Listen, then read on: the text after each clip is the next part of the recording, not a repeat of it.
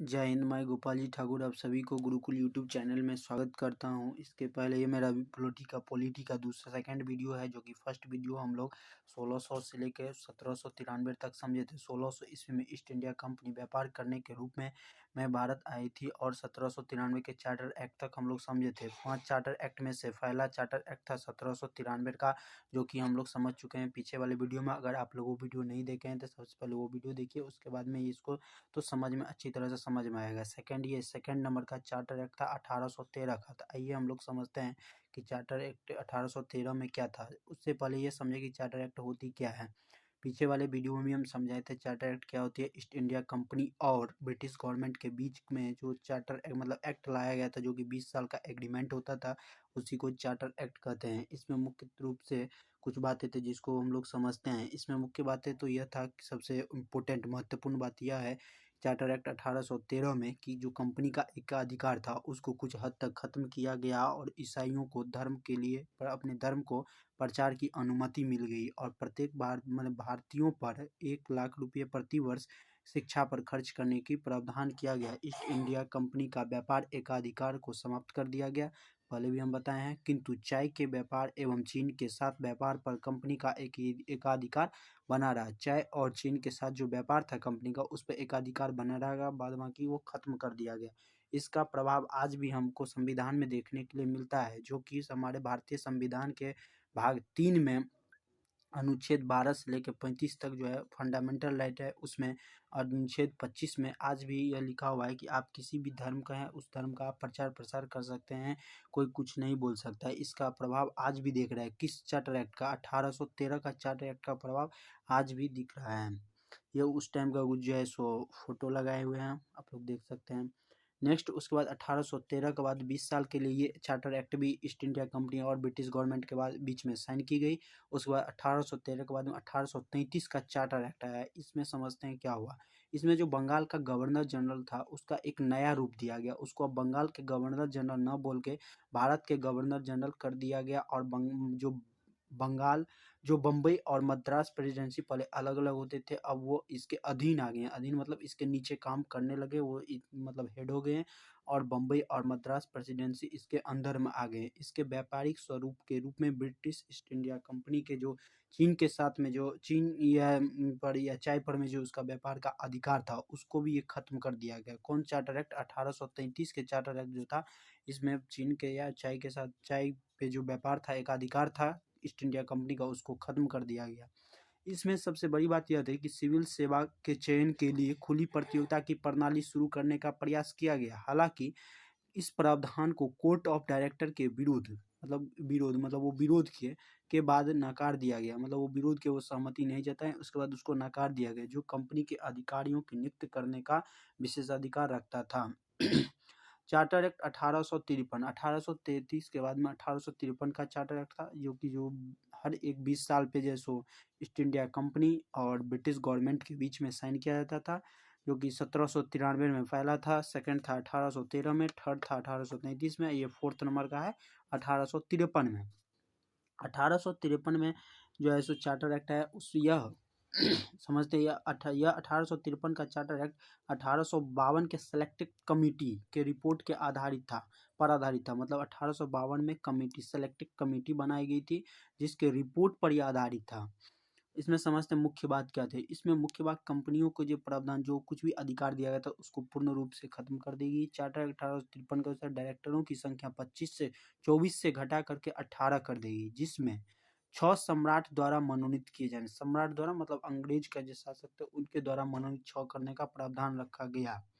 कंपनियों की नियुक्ति मामले में डायरेक्टरों की संरचना समाप्त कर दी। जो कंपनी की प्रावधान नियुक्ति होती तो उसमें जो है सो संरक्षण डायरेक्टरों की संरक्षण को समाप्त कर दिया गया। इस मतलब ये 1853 का जो चार्टर था उसमें कंपनी का लगभग जो अधिकार था उसको खत्म कर चुका था। इस एक्ट का प्रावधान के अनुसार अब भारत गवर्नर जनरल के बंगाल के शासन से मुक्त कर दिया गया। मतलब बंगाल के शासन से उसको मुक्त कर दिया। एक केंद्रीय शासन का गठन किया है, मतलब वो केंद्र में रहेगा, सभी जगह जो शासन का रूपरेखा देखेंगे।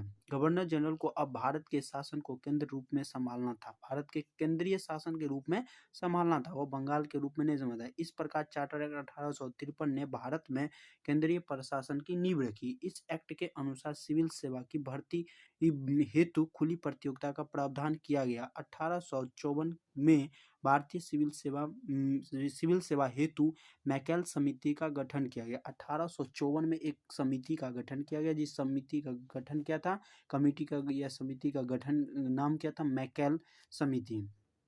और ये भारतीय सिविल सेवा के हेतु जैसो बातचीत को समझे, इसलिए इनका क्या गया, गठन किया गया। इस प्रावधान के अनुसार सिविल सेवा में भारतीयों के लिए भी खोल दी गई। अब भारतीय भी सिविल सेवा की प्रतियोगिता में बैठ सकते थे, भाग ले सकते थे।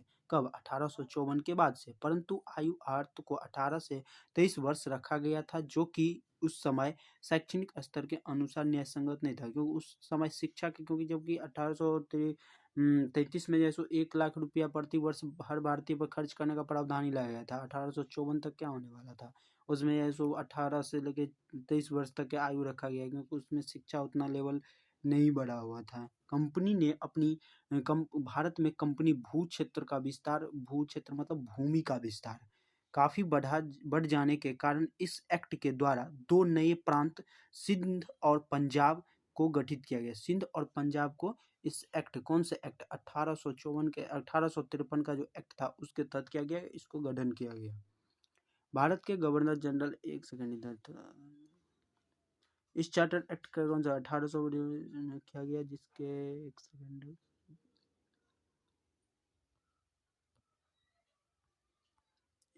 चार्टर एक्ट 1858 में, जो 1857 में विद्रोह था, सिपाही विद्रोह, उसके विरुद्ध कंपनी के जटिल परिस्थितियों की प्रशासनिक सीमाएं जो स्पष्ट सीमाओं को स्पष्ट कर दिया गया था, जिसके पश्चात कंपनी प्रशासन का दायित्व वापस लेने एवं ताज द्वारा भारत, ताज मतलब ब्रिटिश में जो महारानी थी, उसके ताज द्वारा भारत का प्रशासन प्रत्यक्ष रूप से संभालने की मांग और तेज हो गई। मतलब अब कंपनी या यहाँ के जो आदमी थे उनके द्वारा ये प्रत्यक्ष रूप से कहा गया कि वहाँ के जो ताज हैं वो उनका भारत का प्रशासनिक प्रत्यक्ष रूप से संभालने की मांग और तेजी से बढ़ गई। चार्टर में वास्तव में चार्टर एक्ट 1858 को पारित करने का मुख्य उद्देश्य प्रशासनिक मशीनरी को सुधार कर भारत में स्थापित ब्रिटिश सरकार पर नियंत्रण और पर्यवेक्षण में सुधार करना था। चार्टर एक्ट 1858, ये 1853 के बाद में 1858 में एक चार्टर एक्ट लाया गया।